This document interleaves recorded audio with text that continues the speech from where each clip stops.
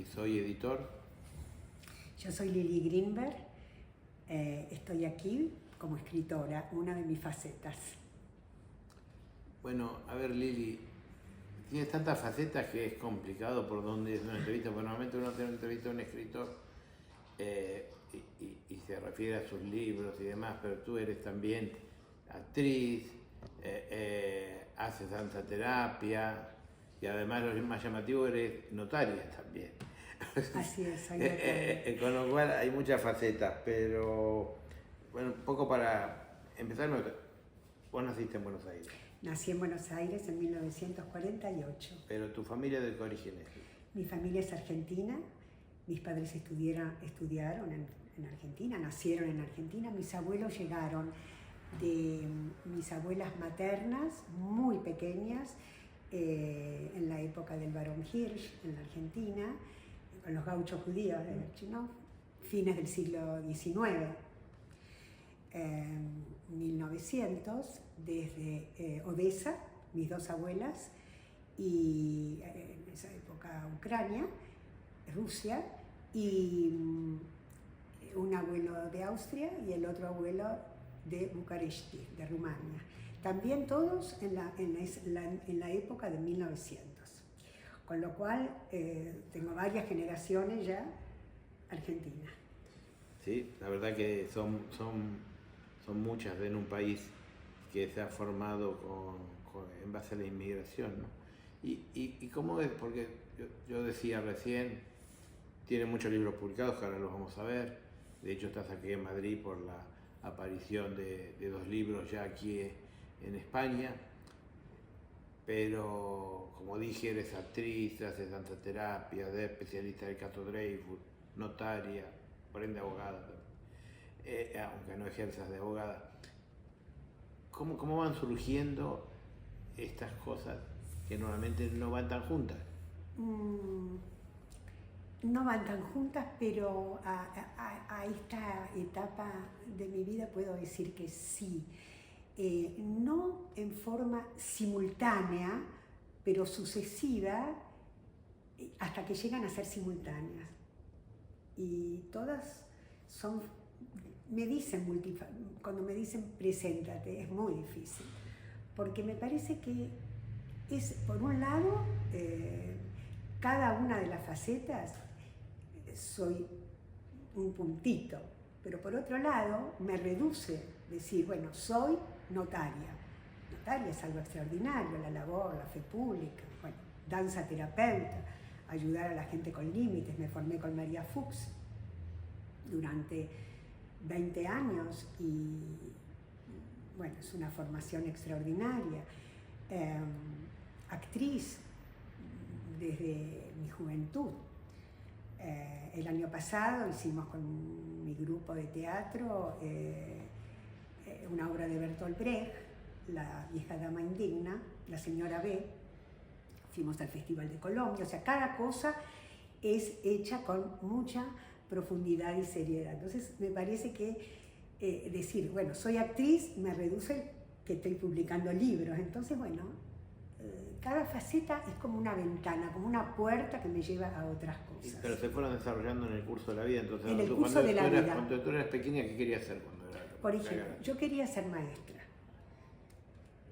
Cuando uno es niño, hay que remontarse a las épocas de infancia, los juegos marcan un destino. Yo jugaba a la maestra todas las tardes, con la misma seriedad con que voy a la escribanía a trabajar. Ponía las sillas, ponía libros como si fueran cuadernos, y efectivamente me recibí de maestra, pero las exigencias del entorno me llevaron convencida de que tenía que ir a una facultad. Y por supuesto fui a la Facultad de Filosofía y Letras, porque siempre me gustó la literatura, bueno, en fin, la música, tocaba el piano, daba conciertos, tenía grupos de niños que hacíamos teatro vocacional. Y empecé letras, pero la intervención de Onganía, bueno, se cerró la facultad y hice un perfeccionamiento docente con un intercambio cultural en Estados Unidos. Me estoy remontando hace muchos años, en los años 1966, que creo que es cuando nací.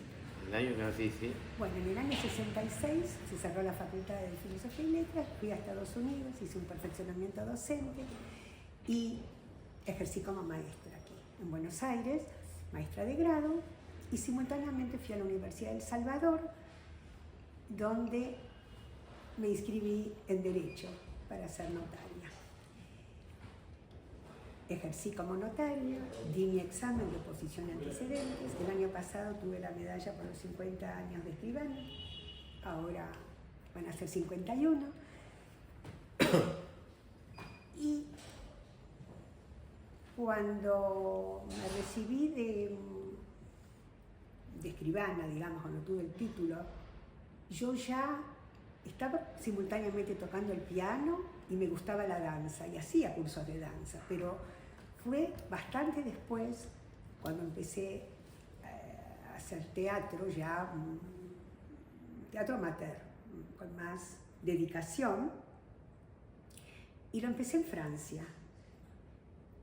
Viví en Francia, cerquita de Montpellier, estudié en Montpellier para poder entrar a la École des Hautes Études en Sciences Sociales, la Escuela de Altos Estudios en Ciencias Sociales en París, para estudiar semiótica, lingüística. Pues yo había vuelto a la Facultad de Letras en Buenos Aires y, bueno, hablando con mis profesores, yo quería siempre venir a Francia, vine con mis hijos y allí en Montpellier pasó algo. Hacía teatro con el grupo, el Club de Teatro de la Grande Monde, que era la ciudad donde yo vivía. Y al mismo tiempo, en la Universidad Paul Valéry en Montpellier, como tema de monografía en una de las materias, era Historia de las Ideas en Francia, había muchos temas, pero había uno que no dudé, decía l'affaire Dreyfus, el affaire Dreyfus. Dije, el affaire Dreyfus, qué interesante, porque yo no sé nada del affaire Dreyfus, bueno, yo acuso, nada más. Estoy en Francia y soy judía, hay momentos en la vida donde uno toma parte de la identidad, se hace más como en tecnicolor. Entonces dije, tengo que estudiar este tema. Bueno, y así empecé con Dreyfus y todavía sigo. Eso, era justo, yo te iba a preguntar sobre eso, porque te has convertido en un especialista en el caso Dreyfus, incluso has escrito, creo que esto, ¿no? Este libro sí, que está aquí, que es una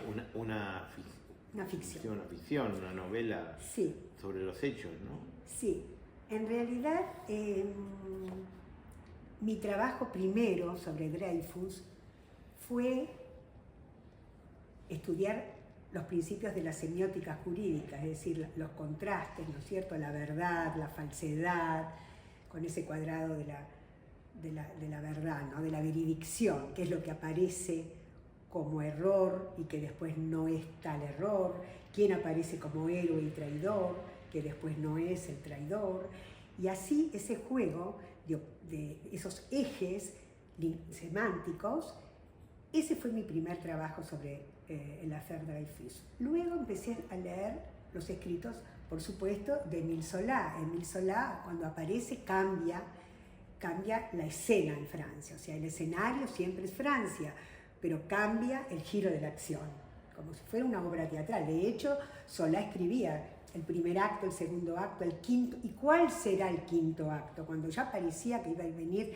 liberado, lo vuelven a condenar a la isla del Diablo por segunda vez hasta que finalmente hubo un indulto.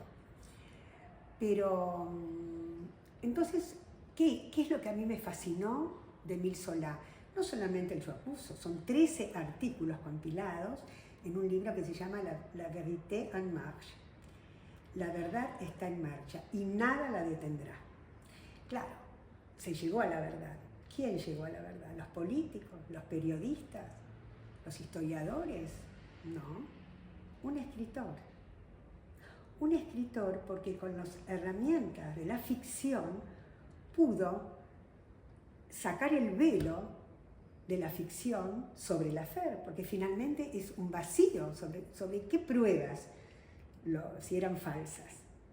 eran falsificadas. Eso Umberto Eco, que fue profesor mío, tuve ese privilegio, en el péndulo de Foucault, bueno, finalmente hay una trama que al final la esposa del personaje descubre la verdad en una lista de lavandería. La lista de lavandería era el bordeló por el cual se lo acusaba a Dreyfus, o sea, no había pruebas. Bueno, todas las consecuencias del affair, los detonantes, las repercusiones, eso es tema para otra charla. Pero, bueno, si Solá, mediante la ficcionalización de la ficción, o sea, desenmascarar ese discurso mentiroso de la prensa, pudo llegar, no lo dejaban publicar, tuvo en la Aurora, pudo publicar en la Aurora, en Figaro, pero después, ¿y qué dijo Clemenceau? Fue un momento de la conciencia humana. Recién hablábamos de esta... Por eso hizo una ficción. Kovadlov, Santiago, presentó este libro en el año 98, junto con Elisa Rey, y lo dramatizaron Jorge Rivera López y Perla Santalla. Hermoso, fue en el Museo de Bellas Artes. Bueno, él dijo que yo lo hice hablar a Dreyfus, porque nunca habla Dreyfus, siempre se habla sobre Dreyfus. Bueno, eso fue en el año 98. Después no publiqué más y bueno, me dediqué mucho al teatro. Prácticamente toda mi tarea fuera de la escribanía era la danza con María Fuchs y el teatro. Tuve la suerte de tener al maestro Francisco Javier, hicimos muchas obras de Giraudoux en la Alianza Francesa, porque mi tesis en Francia había sido la obra La guerra de Troya no tendrá lugar, el análisis semiótica de los diálogos entre Ulises y Héctor, también sobre la guerra no tendrá lugar, ¿no? La importancia del lenguaje, porque ellos se ubicaron antes de Troya con la esperanza de que y sabemos todos, después de Homero, que la guerra tuvo lugar. Sí. Recién estábamos hablando de este libro que es una ficción, digamos, es una novela. Sí, pero hechos novelados, digamos. Claro, pero tiene una parte en Bastardilla, porque son las conferencias que da la protagonista, en Rennes, justamente, y ahí es documental. Pero luego se han publicado muchos libros. Aquí tengo todo. Publiqué con Leviatán. Y hay poesía y también alguna que otra novela. Sí, la primera fue esta, Entre Manos, lo empecé en la pandemia, es decir, lo tenía ya. Todo fue una recopilación del paso por la vida. Y Entre Manos lo publicó Leviatán, y donde es el encuentro de las manos, entre las manos de Zoe, que es de la prehistoria, hasta mis manos, pasando por las de Marie Curie, artistas como Artemisia Gentileschi, y tuve la suerte de ver ayer en el Museo del Prado las obras de Sofonisba Anguissola sobre Felipe II, etc. Es una de mis manos. Este es un libro de poesía. De poesía. Están las Beguinas también. Luego esta es una novela, se diría novela sí, corta, lo mismo que en La Casa de Piedra. Bueno, no está aquí, pero son dos novelas. Ah, sí, está acá, perdón. La Casa de Piedra. Dos novelas. Estas son dos novelas. O novelas cortas, como le podría decir. Pero tú te definirías más como poeta, como prosista, lo manejas en igual como poeta. Nivel, como eres básicamente me poeta. Sale naturalmente. Creo que sería más práctico que hiciera más prosa, pero estoy escribiendo últimamente todo poesía. Ahora no, ahora en este momento estoy mezclando prosa y poesía, prosa poética. La poesía está en la danza, está en el teatro, la poesía está siempre, por suerte. Incluso en la prosa también hay poesía. Claro que sí. Claro que sí. También hay poesía. Claro. Acá tenemos también algunas fotos con un personaje importante. Este es otro capítulo, una parte muy importante de mi vida. Con el recientemente fallecido Papa Francisco. Sí, esto es en Roma, cuando recién él asumía como Papa. Una experiencia hermosa. ¿Por qué fui a darle un video de la obra de teatro unipersonal sobre Edith Stein? Edith Stein, que es la Iglesia Católica, Santa Teresa Benedicta de la Cruz, fue una filósofa judía, nacida a fin del siglo XIX. Su madre quedó viuda, estuvo a cargo de la fábrica, de la maderera de la familia. Ella estudió filosofía, como muy inteligente, y la época en que vivió, 1900, 1910, Alemania, hacemos la Fer-Dreyfus fue antes, ahora viene Alemania, esta transición atea. Bueno, se recibe de filosofía, fue compañera de Heidegger y asistente de Edmund Husserl, de la fenomenología. Ella pudo haber llegado a ser directora de estudios, pero era mujer, era judía en 1920 en Alemania, imposible. Entonces se dedicó a ser profesora en escuelas y ella se postuló como enfermera en la Primera Guerra Mundial y fue al frente y le tocó ser enfermera de enfermedades contagiosas. Y cuando llegó, esto la transformó. Tenía una relación muy estrecha con la madre y le dijo, bueno, voy a ir a ver a una amiga que tenía, viuda de un profesor de ella, muy querido, que se había convertido al cristianismo. Entonces ella fue y le llamó la atención la paz con la cual la viuda hablaba de la muerte de su marido amado. Esa noche dijo, voy a quedarme acá en la biblioteca. Y tomó un libro por azar de la biblioteca y era la autobiografía de Santa Teresa de Ávila.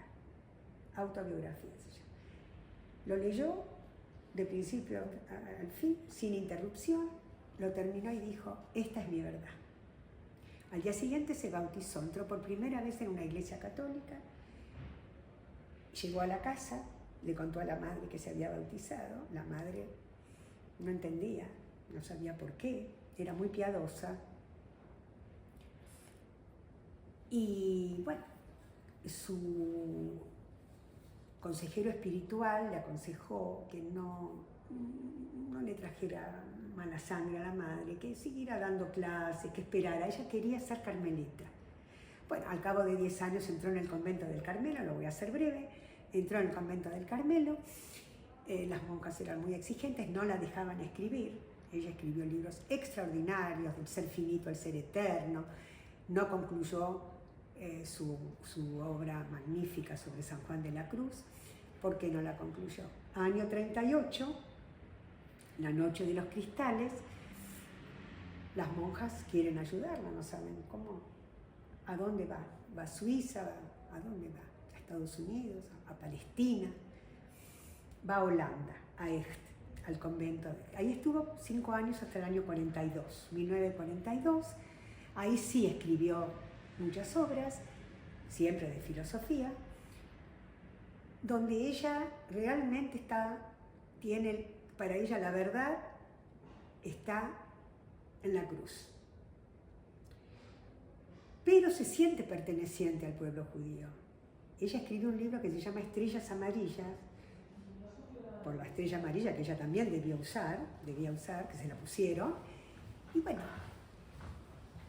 está en el convento hasta que los obispos en las iglesias piden en el año 1942, cuando la Gestapo ya entra en Holanda, que no manden a los campos de concentración a los judíos. ¿Qué hicieron los nazis? Al día siguiente fueron a los conventos a rastrear todos los religiosos que tenían antecedentes judíos. Ella y su hermana Rosa la llevan a Auschwitz y a la semana mueren gaseadas. esa historia yo la conocí, ¿por qué? Porque Matilde Sábato, la esposa de Ernesto, bueno, esto viene de una relación con Ernesto que empezó en Francia. Francia a mí me dio mi camino, mi abertura, realmente una abertura al mundo.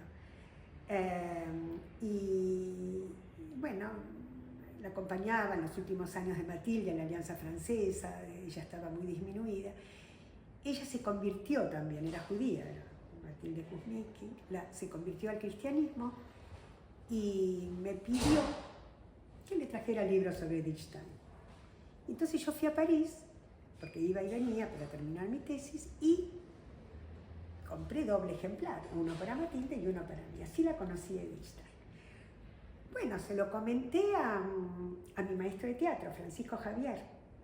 Yo ya había visto una obra sobre ella en el Broadway, Off-Broadway, pero no me gustó porque yo la quería llevar al teatro, quería representarla. Porque eran los nazis, los cristianos, los judíos, no era lo que yo buscaba. Y un día Francisco Javier me deja un mensaje. Francisco Javier tradujo a Ionesco, a Camus, uno de mis grandes maestros. Y me deja un mensaje en el contestador. Lili, tiene que ver la película La Séptima Stanza. Dice, es lo que usted está buscando, el camino del alma de Santa Teresa en Edith Stein. Bueno, la vi, lloré, dije, yo quiero hacer esto. ¿Cómo hago? Bueno, no sabía, la verdad que no sabía cómo hacer para representar a Edith Stein, tener los derechos de cómo relacionarme con la directora húngara, Marta Mellaros. Entonces lo vi a Sergio Renán, gran director argentino, un día desayunábamos en el mismo lugar. No me animé a molestarlo. Nos conocíamos, pero no tenía tanta confianza. Al otro domingo a la mañana mi marido me dice, mira, ¿por qué no le preguntás esto? Bueno, hubo un cambio de mirada que me dio lugar y me dijo, muy fácil, anda a la embajada de Hungría. Fui, la cónsul fue como una hermana. Me contactó inmediatamente con la directora, nos escribíamos en inglés, estaba muy mayor, pero la coautora, Eva Potocki, bueno, dijo, yo quiero escribirte el guión, ¿qué es lo que querés? Quiero un unipersonal sobre la última noche de Edith Stein en la celda, cuando sabe que los nazis la vienen a buscar. Bueno, escribió la obra, se tradujo, y en fin, la estrené en el Salón Dorado del Teatro Cervantes, luego lo hice en el convento de las Carmelitas Descalzas en Mar del Plata, en el convento de las Carmelitas Descalzas en la calle Potosí en Buenos Aires, y son ellas quienes me llevaron a que le entregara el video de la obra al Papa, que está filmada en el Canal 21. A ver, vamos a volver digamos, al motivo que venís a presentar aquí en España. De este ya hablaste, estos son los dos libros que están disponibles ahora ya en España, impresos aquí. Entre manos ya nos hablaste algo, pero Giri... Giri es Claudia Schwartz, puedo leer la contratapa, ella explica, yo no sé bien qué es. Giri habla de la identidad. Una niña que aprende a ser mujer vertebra su historia familiar a través de dos personajes protectores, el enigmático inmigrante León que piensa plásticamente e Isabel, mujer mapuche cuyos ancestros conocían el habla de las ballenas. Ambos resultan inestimables protectores que le proveen la posibilidad de comprender poéticamente y más allá de lo evidente.